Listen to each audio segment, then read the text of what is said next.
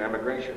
Did you know that if you go to the DMV, which we call Secretary of State's office, and take a driver's license exam in Michigan, you could take it in Swahili, you could take it in Somali, you could take it in Arabic, you could take it in Polish, you could take it in German, you could take it there, you could take it here, you could take it almost anywhere. It's like a Dr. Seuss now. We're spending money to print exams and translations in 83 different languages. That costs money. That's wrong. Also, on top of that, if we did something what I mentioned to the gentleman over there about benefits, putting public pensions into the Social Security system, allowing them to have a 401k program, and putting their benefits in line with the private sector, and having shared sacrifice, where Congress actually, instead of giving themselves a pay raise or a pay freeze, gives themselves a pay cut. It's called shared sacrifice. Every one of us is doing it. Congress needs to do it, and Congress needs to implement it. We need to get serious about the deficit, because, folks, I'm not kidding with you. I am not kidding. People keep talking, politicians keep talking about grandchildren and our children. It's not our grandchildren and our children. It's all of us in the next year and a half to 2 years. $15.3 trillion, $15.5 trillion is only $2 trillion away. And this year's deficit on the low end, the deficit, by the way, does everyone know the difference between deficit and debt? The deficit is the year-to-year amount that we go into red. The debt is all the deficits combined. This year's deficit on the low end is projected to be $1.6 trillion. So we're just a year to 2 years away. So that's where I would cut. And I hope I gave you some specifics. We'll come back, sir. I'm going to... Yes, ma'am. I have a question. The U.S. compete with China based on the jobs and then also the cheap labor? Yes. Actually, the U.S. will never win because the human rights violations in China is very common. And they pay migrant workers from rural areas. Yeah, very low wages. And a lot of suicides. And put them in worker camps. Yes, they work in worker camps. And also they house labor.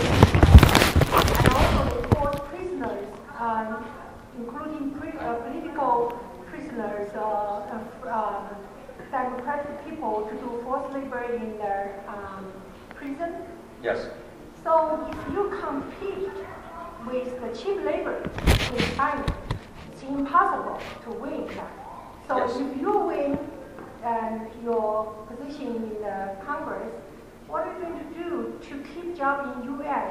Perfect question. I love that question, because that question affects Michigan the most. Can I first ask, where is your accent from? I'm from China. Are you ready? Are you ready? Here's mine. I'm a reporter from Info Times, and our newspaper is really concerned about human rights. Okay, well then let me first start off by saying, ni hao, ni xie xie. So, did I get it right? Good. Okay, good. Okay, there's my Chinese for the evening. That's about it. First off, how do we compete? I do not believe that we actually have free trade. I know this is going to blow the mind off some of you that buy into this fact that we have free trade. We do not have free trade with China. We do not have free trade with China. I was taught, and yes, I did go to law school, although I never practiced the day of law in my entire life. You can check the bar journal, I'm not there. I will tell you this. I was taught by Professor Gonzalez, who basically said that a contract is an offer and acceptance, consideration for that offer and acceptance, meaning a transaction of goods and services, in an arm's length transaction. You could write a free trade agreement on 1 or 2 pages. When you have a 2,000-page agreement with China, or a 1,700-page agreement with Canada, with Mexico, under NAFTA with Canada, that's not a free trade agreement. That is a full employment for lobbyists act. That's what I call it. It could be on a 1 or 2 page booklet. Furthermore, let me also say one other thing.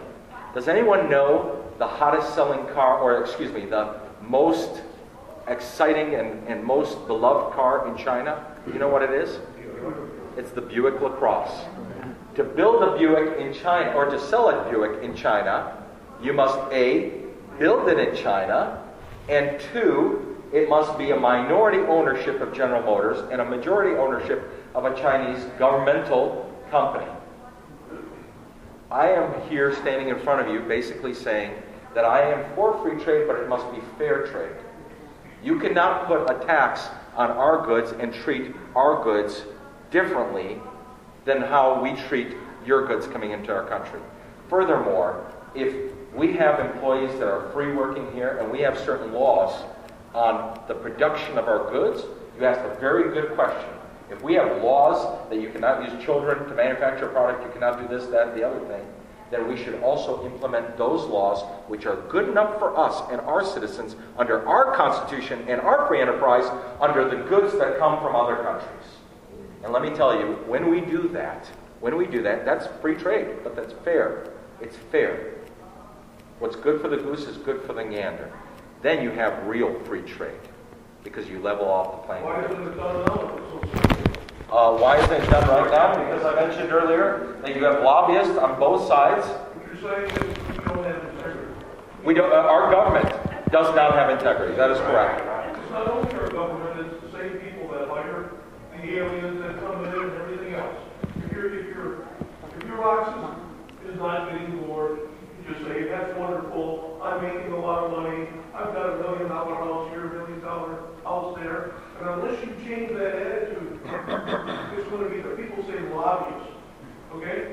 If the politicians, the congressmen, to get some benefit from the lobbyists, what the hell is a lobbyist?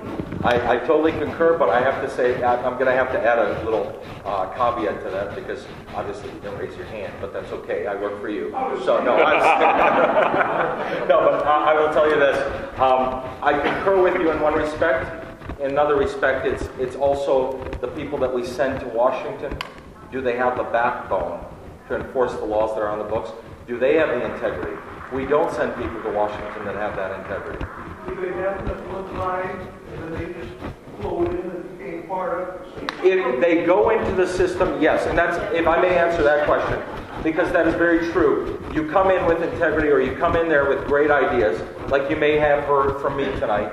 I hope you think some of them are great ideas. And you go in there and you get changed over a period of time. Well, I'll tell you why this race is, I mentioned at the beginning that this race is personal to me. This race is personal. When you go through what psychologists call a severe emotional experience, it changes you. To me, money and Washington power mean absolutely nothing to me. It means absolutely nothing to me. What means more to me is Master Sergeant LaVier in Utica, New York. Sergeant First Class Pete Meyer from Warren. The guys, the women and men that I serve with, the guys that I've lost, and realizing that when you go to Washington, you are also honoring their lives and their sacrifice and what they served with you, how they served with you. And to me, every act, every single bill has some impact on a family member or some individual in this country. And that's what we need to start looking at. And once I lose that, you need to kick me out of Washington. And I hope that I'm pretty sure that somebody's here probably recording this audience or this town hall because I've heard many tape recordings on the internet taken out of context from what I've said. You're all here, you hear what I'm saying, you see the passion in my heart. I tell people flat out that if I ever change like that, it's your opportunity to kick me out. Yes, ma'am.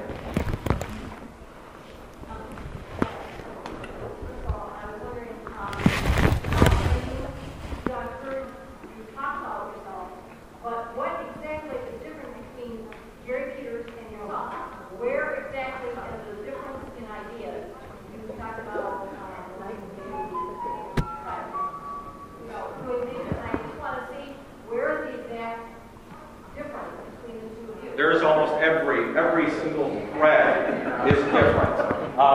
If you are not seeing the difference, ma'am, you are falling for the advertising of what $2 million of folks. Hold on a second. I'm not calling for advertising. I'm not. You to delineate Well, what you see the difference between you and your people. There's a lot of differences. It's almost every single difference.